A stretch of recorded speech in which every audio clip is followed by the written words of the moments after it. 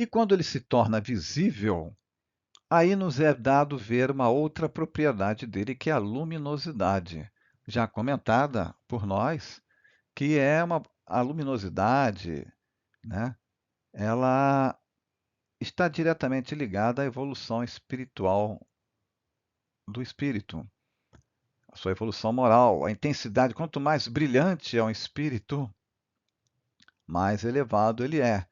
Se ele aparece escuro, numa cor escura, ele não é um espírito elevado. Aparecer numa cor escura não quer dizer que ele seja do mal. Ele só não é um espírito elevado.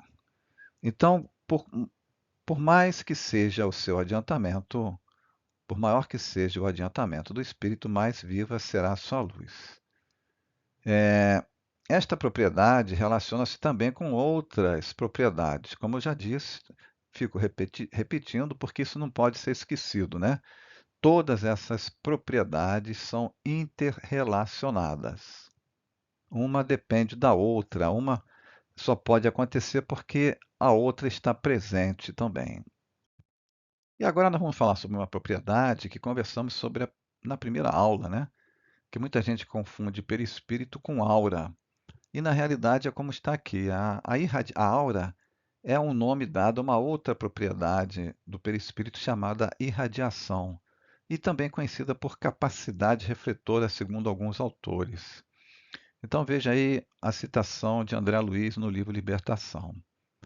Todos os seres vivos, dos mais rudimentares, seres vivos, aos mais complexos, se revestem de um halo energético que lhes corresponde à natureza, em virtude dos tecidos rarefeitos de que se constitui, identificando nossa real posição evolutiva. E André Luiz chama isso de psicosfera humana ou fotosfera psíquica. É um nome técnico, científico lá do mundo espiritual, para se referir a um termo que a gente conhece por aura, não é isso? Então, a aura, ou irradiação, ou capacidade refletora, é um espelho que, quando nós vemos a luminosidade do espírito, nós temos a capacidade de verificar a sua evolução espiritual, e ele também pode se projetar, né, com isso. Então, o perispírito, continuando aí no segundo parágrafo, reflete contínua e instantaneamente os estados mentais, ou seja, se ele está nervoso, como está aí na figura ao lado, né?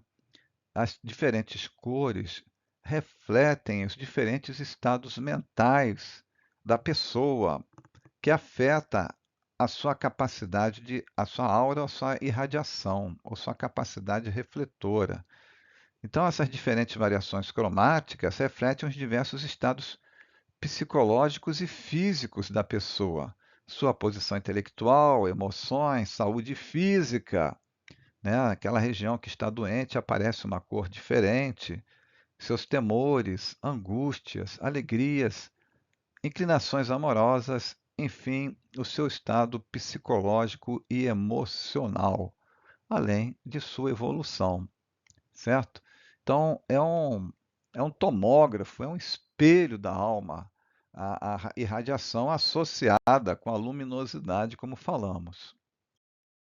Outra propriedade bastante interessante é essa daí, a sensibilidade. Nós comentamos na aula passada, aliás, na aula lá sobre as funções do perispírito, que a função instrumental é a principal função do perispírito para servir de instrumento de ligação espírito-corpo e permitir a integração entre os dois mundos. Então vejam, não é só uma roupa, é um meio de comunicação.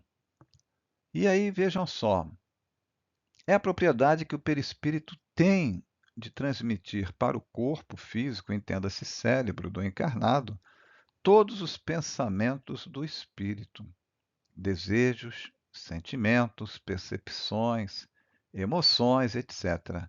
E vice-versa, do corpo para o espírito, né?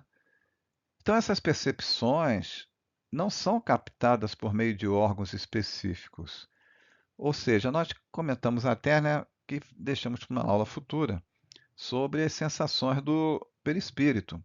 Apesar do perispírito possuir todos os órgãos, eles têm uma função diferente. É uma cópia, né, para o corpo físico futuro. Mas é, o perispírito não vê, ele não tem olhos para ver, não tem o nariz para cheirar. Deixa eu me corrigir. Os olhos do perispírito não permitem ao espírito ver.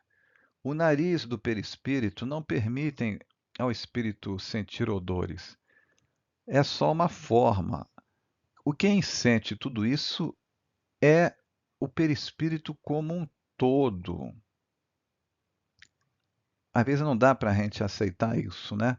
Mas então não há uma região localizada no perispírito, apesar dele ter uma forma humana, ele sente cheiros, ele tem visão de 360 graus.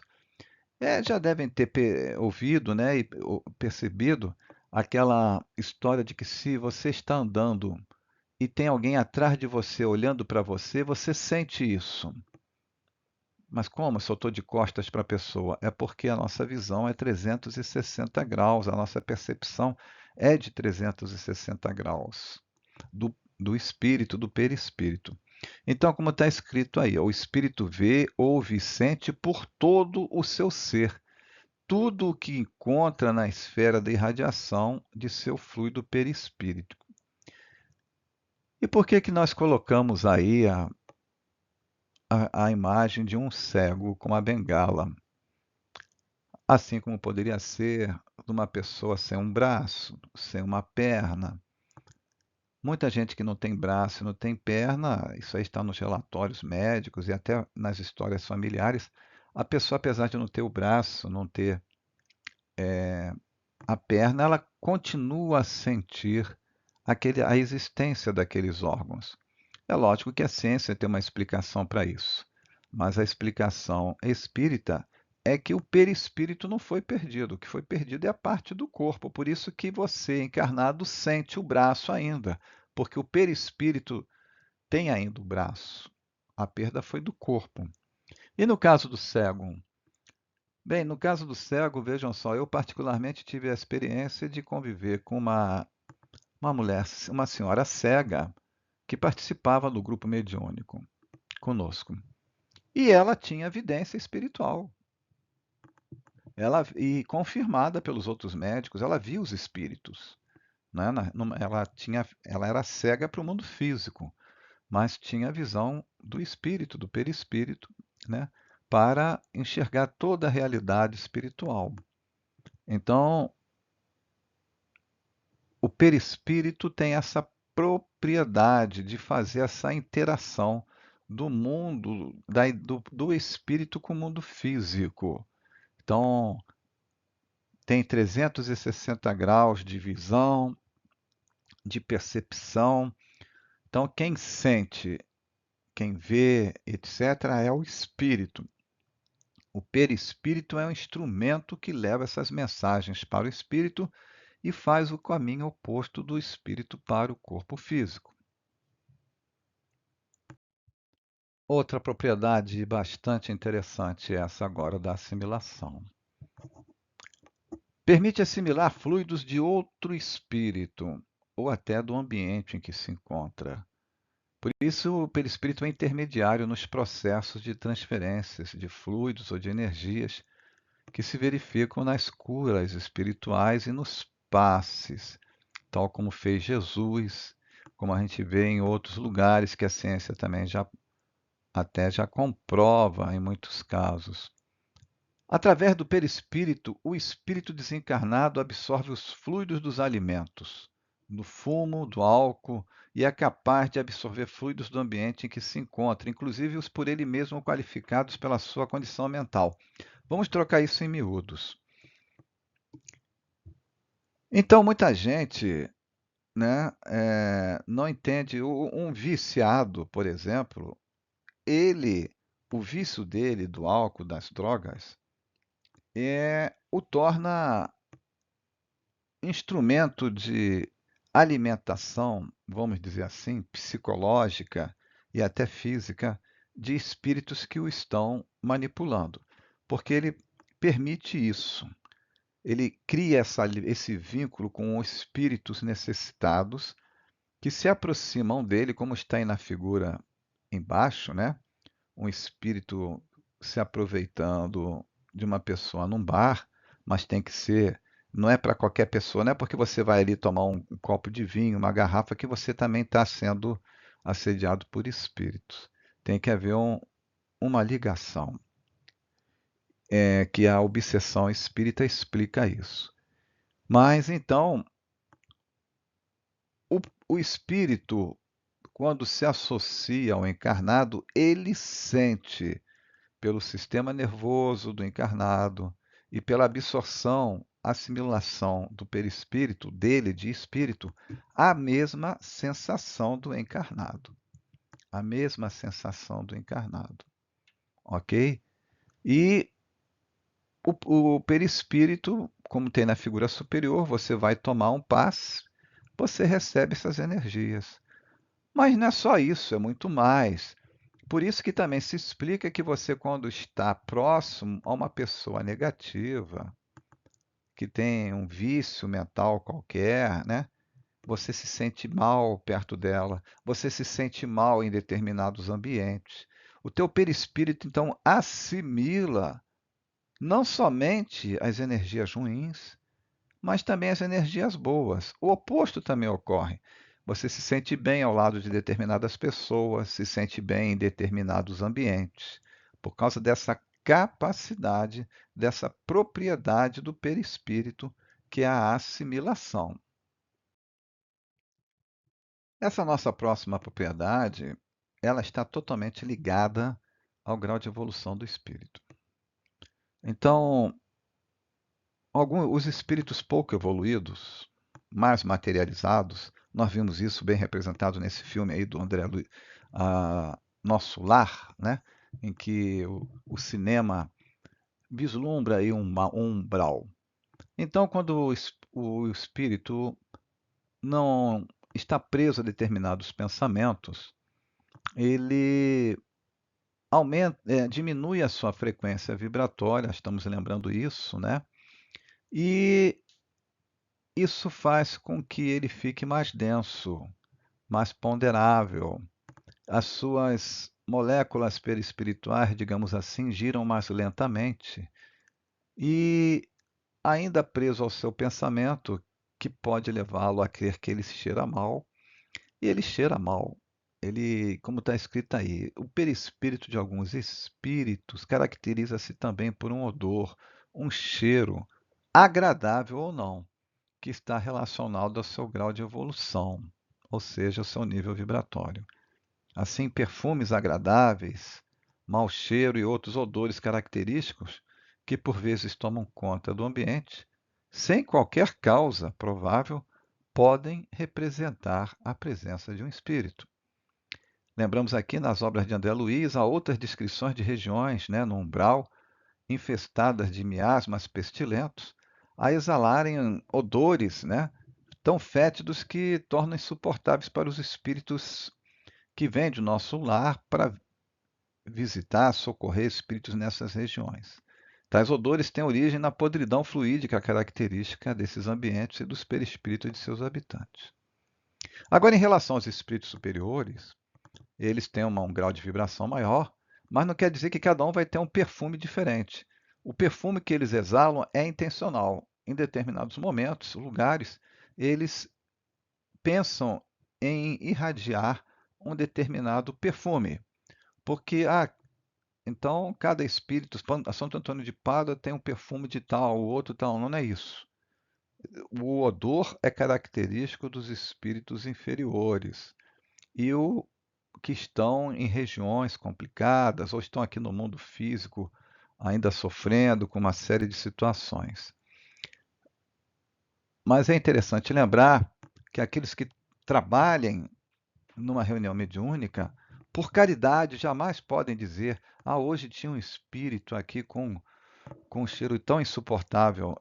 isso é uma falta de caridade, uma descortesia, é até uma falta de educação civil e espírita, porque o espírito nem sabe, às vezes, que tem esse cheiro, tá? E quando ouve você falar, ele constate que aquele local ali não é local de caridade, porque senão alguém não teria falado isso. Nossa última propriedade é a temperatura, que também está ligada à vibração mental do espírito, né? Não tem termômetro, por outro lado, para medir a temperatura do espírito. É a frequência que ele se coloca que faz vibrá-lo menos, né? Mais lentamente. E também pelo seu estado mental, né? Se ele desencarnou com frio, ele sente frio, ele passa essa sensação de frio.